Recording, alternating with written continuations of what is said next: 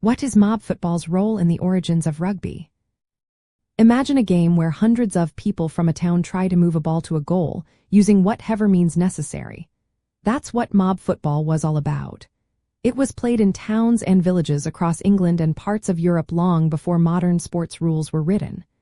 These games had no standard rules, and they could get pretty wild. Players used their hands, feet, and even their strength to push, carry, or tackle the ball. Sometimes the ball was an inflated pig's bladder, making it even more unpredictable. These matches could be chaotic, with large crowds and lots of rough physical play. Mob football was not just a game, it was a community event that brought people together.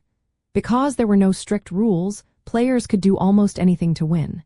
Carrying the ball, tackling opponents, and fighting for possession were common. This free style of play was very different from the organized sports we see today. It emphasized physical strength and teamwork, which are still important in rugby. As schools and clubs started to form in the 18th and 19th centuries, they wanted to bring some order to these wild games. Rugby School in Warwickshire became a key place in this process.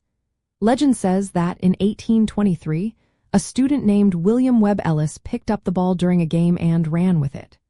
This act is often called the birth of rugby, although it's more of a story than a fact. What is true is that Rugby School decided to create rules that allowed players to handle and run with the ball. This was a big change from other forms of football that only used the feet. By the mid-1800s, Rugby School's rules were written down and shared. The sport grew in popularity, especially after the Rugby Football Union was formed in 1871.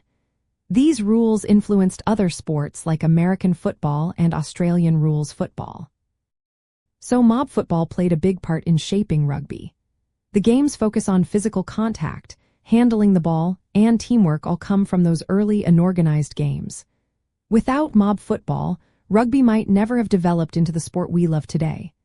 It's a game that celebrates strength, skill, and camaraderie, all rooted in those lively, chaotic days of town and village matches.